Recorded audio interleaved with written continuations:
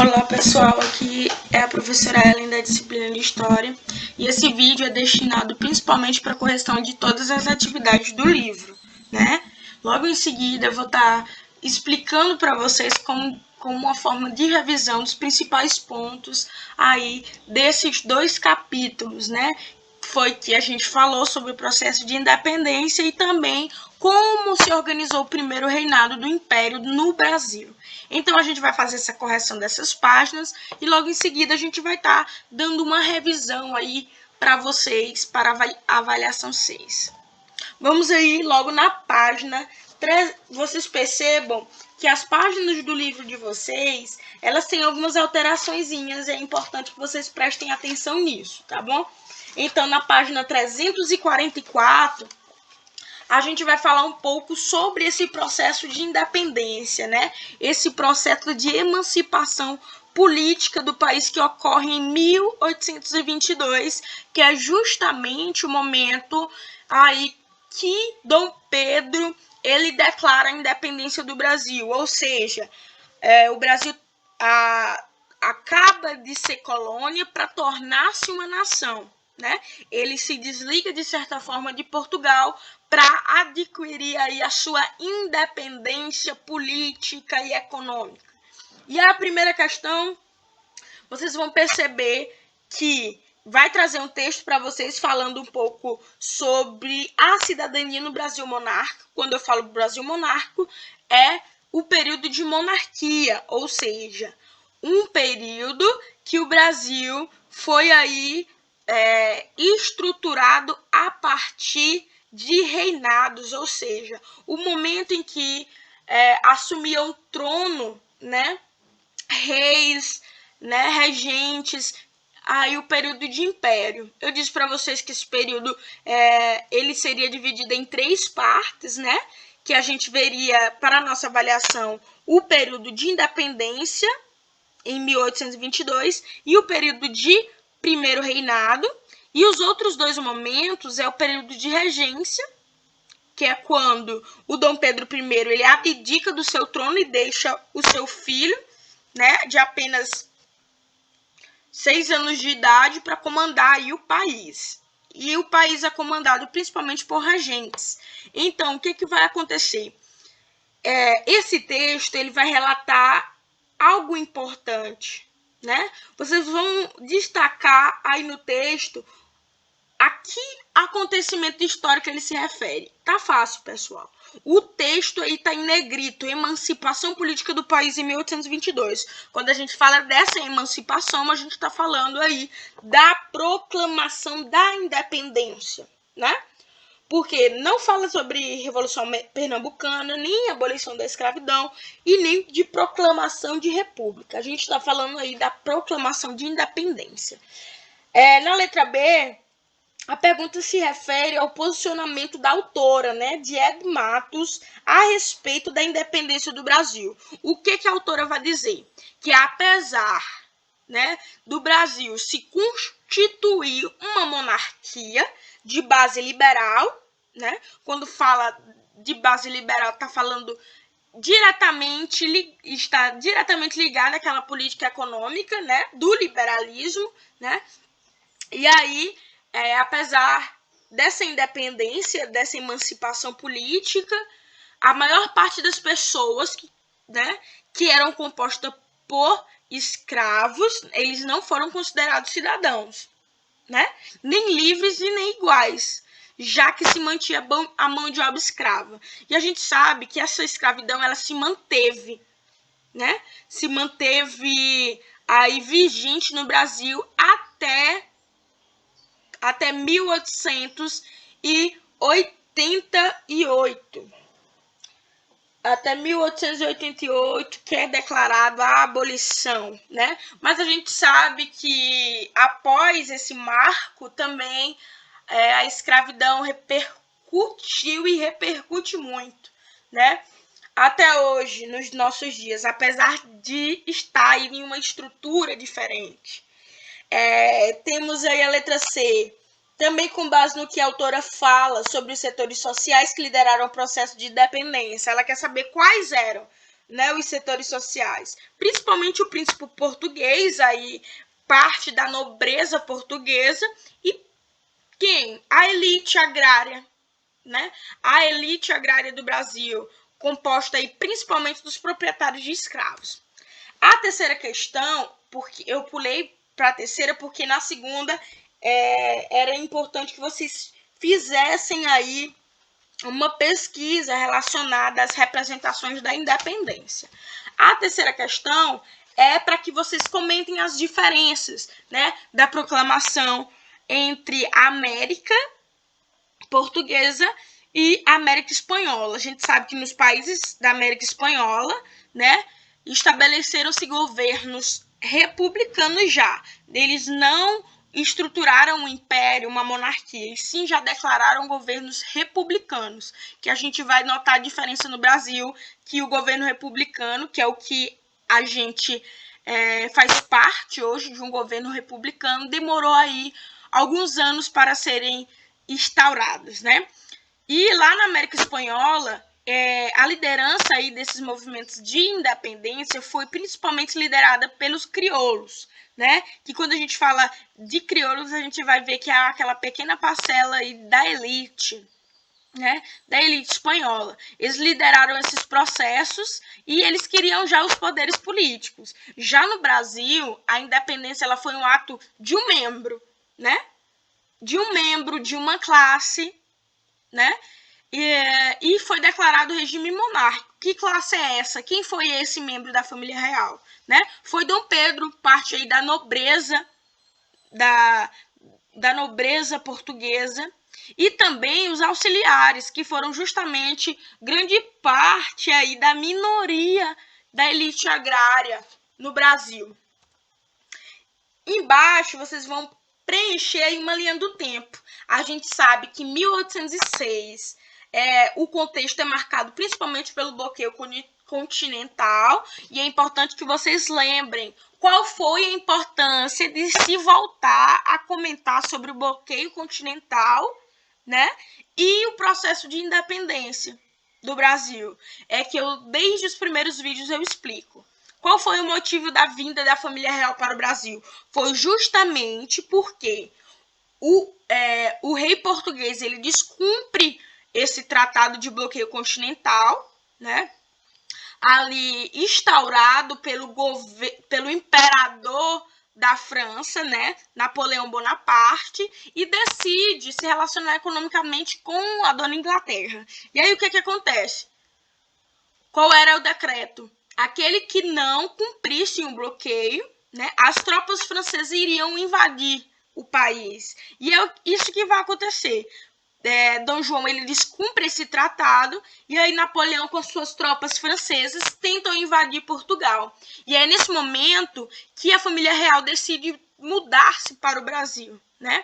Então toda a comitiva real e também grande parte da população portuguesa, em 1808, eles vêm para o Brasil. E quando a gente fala sobre essa vinda, a gente também vai falar sobre a transferência, né, de um modelo de governo, que é justamente o modelo de governo português, a cultura portuguesa. A gente sabe a grande revolução cultural que foi isso, né? Eu expliquei para vocês sobre algumas transformações aí no mundo urbano, né, ocorrida principalmente no Rio de Janeiro, né, com a construção de instituições, com a construção de monumentos, a construção do Banco do Brasil, né, como um banco nacional. Falei para vocês também sobre a criação de teatros, de bibliotecas. Então,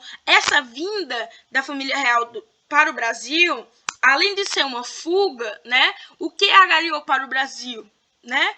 Grande parte da cultura europeia, da cultura portuguesa foi instaurada, e também os modelos de governo, o modelo das instituições também foram trazidas aí pela a família real. Em 1820 a gente percebe que vai haver uma revolução, né, principalmente relacionada, né, à política de comércio. A política de comércio a política de comércio que vai ser instaurada no Brasil nesse processo de independência, né?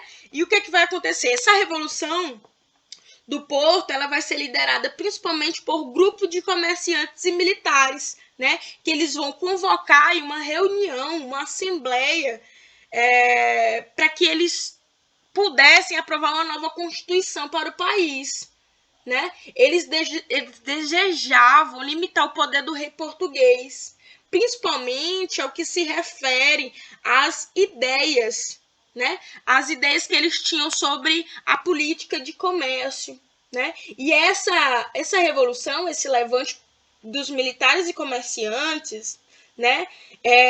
Reivindicando aí o retorno do Dom João, que já tinha retornado para Portugal e tinha deixado Dom Pedro I, foi um levante de insatisfação, né? Insatisfação relacionado ao controle, ao governo aí que estava sendo instaurado no Brasil. Em 1822 é o dia do fico, né? E em setembro de 1822 é onde é proclamada aí a independência, né? O grito de independência.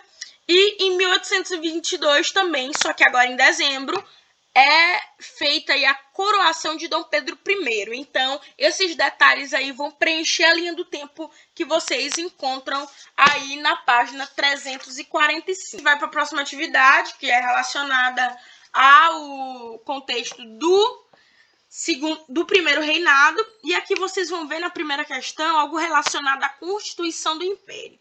A gente percebe que ao passar dos anos, para que o Brasil se declare realmente um Estado-nação, né, ele precisa de alguns elementos básicos, né, para legitimar essa nova nação. E o que vai acontecer em 1824? O Brasil, né, a partir aí da decisão de Dom Pedro I, vai ter a sua primeira Constituição, né? E temos alguns detalhes em relação a essa Constituição, que foi aí criada em 1824, né? Ela foi outorgada pelo Dom Pedro. Então, ele, né, com auxílio de poucos, elaborou aí essas leis, tendo ele grande poderio sobre quase todas as decisões aí do período. Então, vocês vão relacionar aí os artigos da Constituição. Na letra A, vocês percebam que no artigo 1 é o quê? É a garantia da independência política do Império. No artigo 3, é a oficialização do governo como a monarquia. No artigo 5º, a instituição da religião oficial do Império, né? Lembrando que eles vão declarar que a religião oficial do Império é a religião católica. E no artigo 78 vai falar um pouco sobre o poder moderador, né? Que a gente vai comentar isso um pouco mais na frente. Na página 295, continuará falando sobre a Constituição. E aí entra o que foi esse poder moderador, né? Esse poder moderador, que seria o quarto poder instituído pela Constituição, além do poder legislativo, judiciário, né, executivo, tinha aí o quarto poder, que era o poder moderador. Era velar pela manutenção da independência e a harmonia dos demais poderes políticos. Lembrando que quem tinha aí a grande autonomia no poder moderador, apesar desses outros três poderes, era o próprio rei. Então, ele podia, né, tomar qualquer decisão. Então, a sua decisão estava acima desses outros três poderes: o legislativo, o executivo e o judiciário.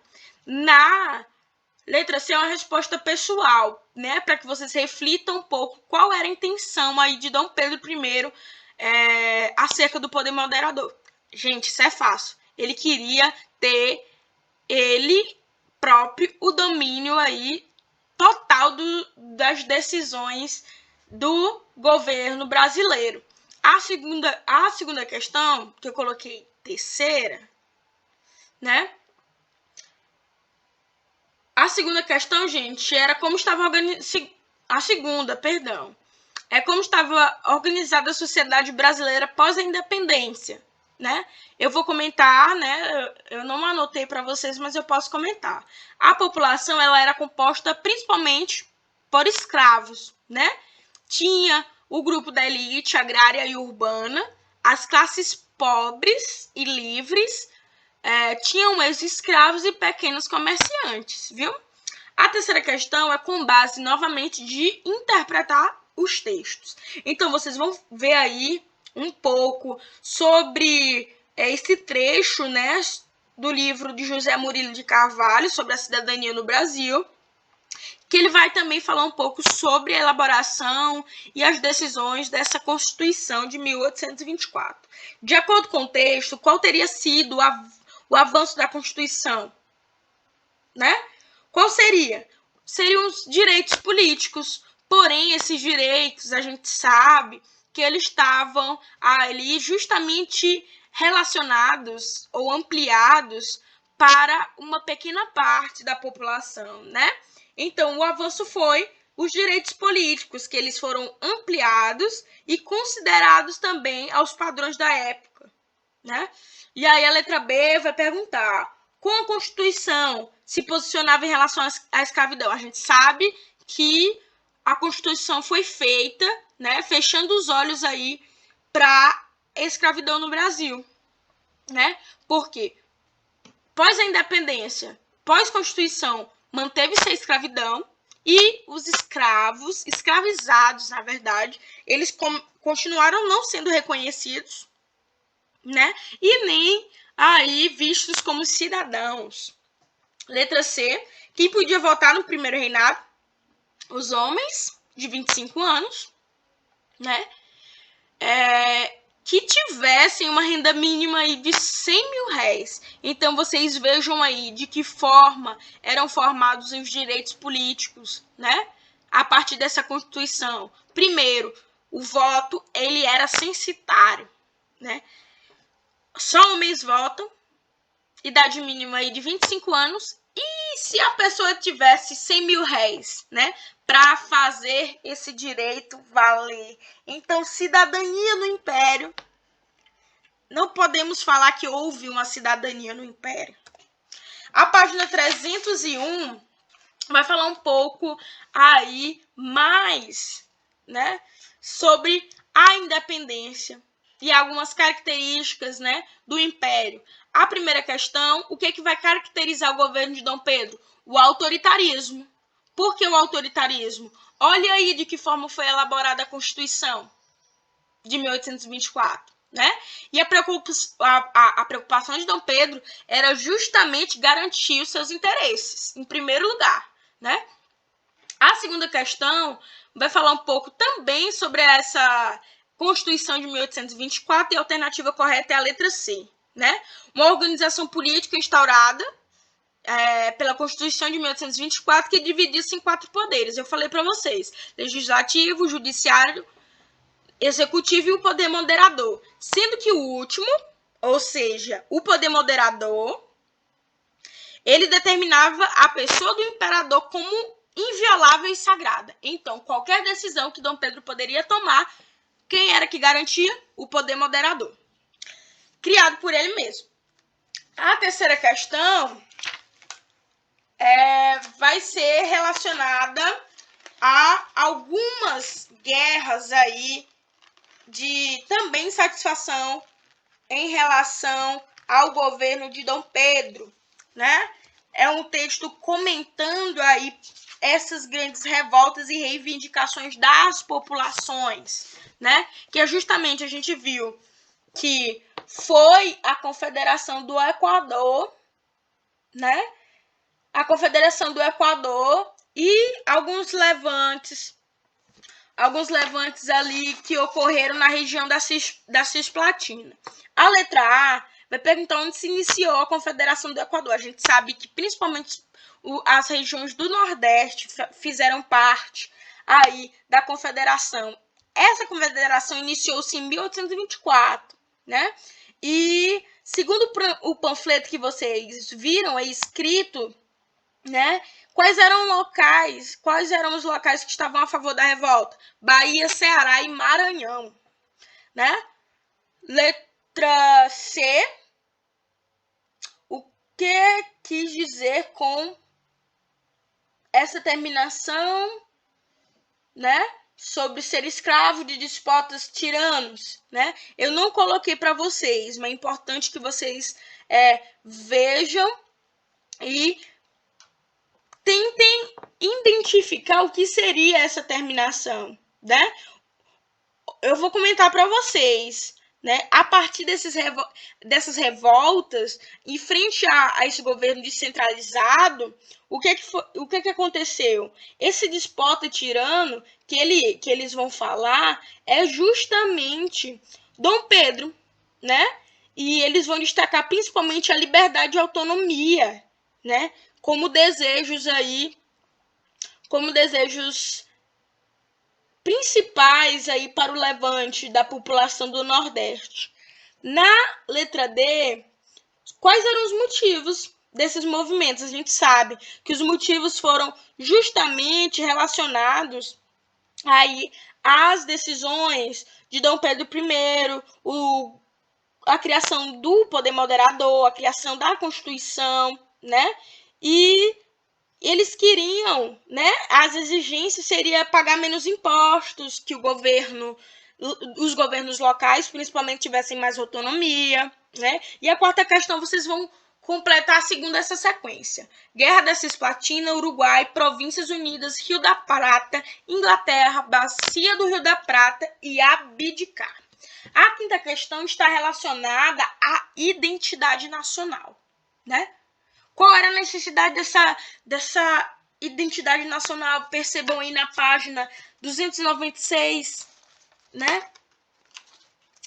Perdão, gente, na página 300. A formação de uma nação.